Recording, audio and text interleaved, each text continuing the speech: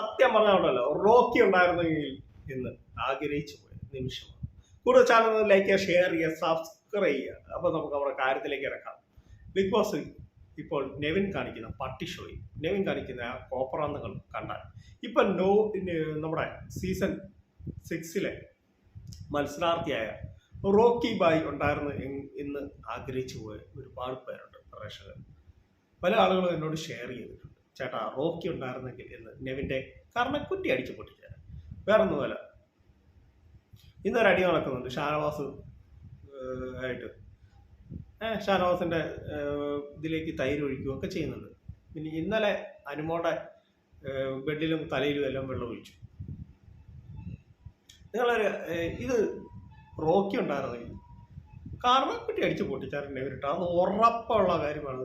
ഒന്ന് ദേഹത്ത് തോട്ടെന്ന് പറഞ്ഞാണ് സിജോയ്ക്കിട്ട് കറക്കുറ്റി അടിച്ച് പൊട്ടിച്ച് പല്ലൊക്കെ പോയത്.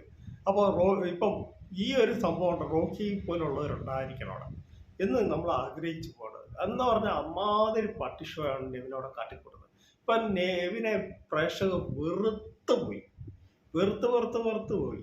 അത്രയ്ക്കും ഇതാണ് നെവിനോടെ കാട്ടിക്കൂട്ടുന്നത്.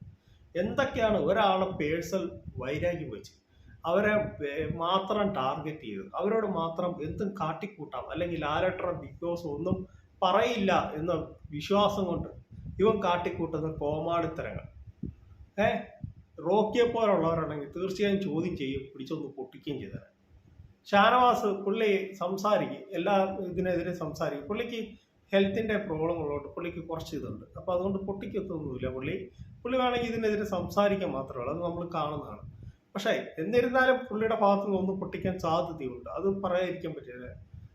പിന്നെ അനീഷുള്ള പുള്ളി ഇങ്ങനെ സംസാരിക്കുന്നതല്ലാതെ പുള്ളി ആരും ഒന്നും ചെയ്യത്തില്ല. ഇപ്പോഴാണ് റോക്കിയെ പോലുള്ളവർ. അയ്യോ സത്യം പറയാ, ഞാനൊരു കാര്യം പറയാൻ മറന്നുപോയി. ഈ അപ്പാനിയൊക്കെ എന്ത് പേരാണ്. ഈ നെവിനെ വെച്ച് നോക്കിക്കഴിഞ്ഞാൽ അപ്പാനി ഈ പൊന്നാണ് എന്നേ ഞാൻ പറയുള്ളൂ. അപ്പാനിയൊക്കെ ഇത്രയ്ക്ക് ഒന്നുമല്ല. അപ്പാനിയൊക്കെ പുറത്തിറങ്ങി കഴിഞ്ഞിട്ട് അപ്പാനിയുടെ സംസാരം കേൾക്കണം, നല്ല ഒരു കുഴപ്പമില്ല. ഇത് വെറും നെവിനൊക്കെ സത്യം പറഞ്ഞ പണ്ടേ പുറത്ത് പോകേണ്ട മത്സരാർത്ഥിയാണ്. എങ്ങനെയോ ഭാഗ്യം കൊണ്ട് മാത്രം അവിടെ നിന്നതാണ്.